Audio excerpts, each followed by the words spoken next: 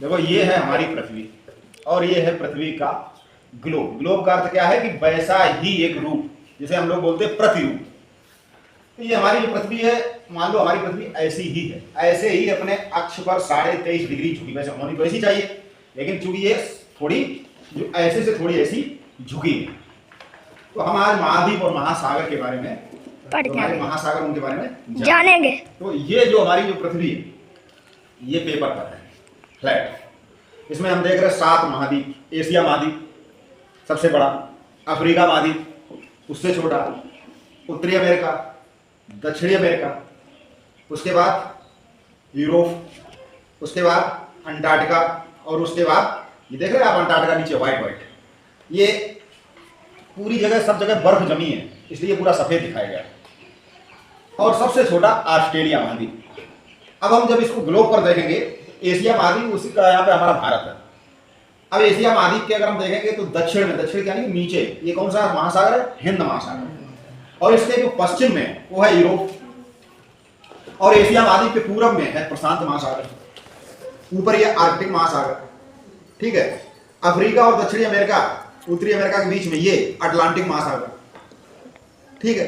तो 5 महासागर हो गए, ठीक है, और 7 महाद्वीप हो गए। अब इसे मैप में समझेंगे तो ये रहा आपका एशिया, जिसके अंदर चीन, जापान, रूस, ये सभी इसमें आते हैं, ठीक है।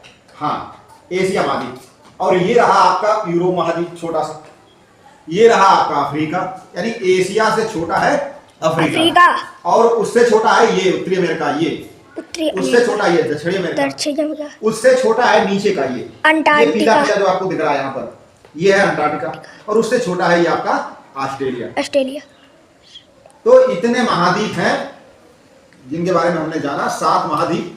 एशिया जिसका क्षेत्रफल है 4.38 करोड़ वर्ग किलोमीटर। वर्ग किलोमीटर का मतलब क्या होता? लंबाई और चौड़ाई।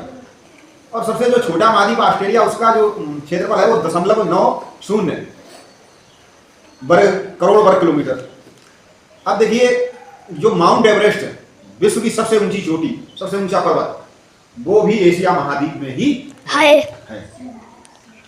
दुनिया की छत कहे जाने वाला तिब्बत का पठार, दक्कन का पठार, पामीर का पठार, ये एशिया महाद्वीप के प्रमुख पठार है। एशिया महाद्वीप में ही गंगा, यमुना, सतलज, सिंधु, गजला, फरात, वांगो, इरावती, ब्रह्मपुत्र नदियां बहती हैं। तो ये एक सरसरी जानकारी है हमारे महाद्वीप और महासागर के बारे में।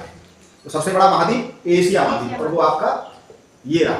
तो मैप देखिए, अगर आपको ज्योग्राफी पढ़नी है, भूगोल पढ़ना है, तो आपको मैप की जानकारी बहुत अच्छे से होनी चाहिए। अगर आपको मैप की जानकारी नहीं है तो फिर आप भूगोल को, ज्योग्राफी को बहुत अच्छे से नहीं समझ सकते।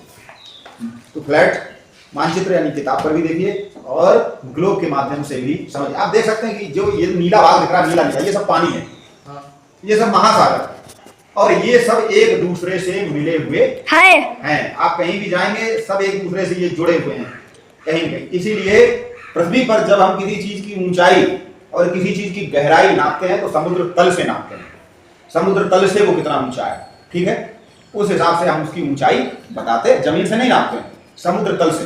जब हम रेलवे स्टेशन पर, आपने देखा वो बोर्ड लगा होता है, वहां लिखा होता है समुद्र तल से ऊंचाई, यानी उस स्टेशन की समुद्र तल से कितनी ऊंचाई है, ठीक है।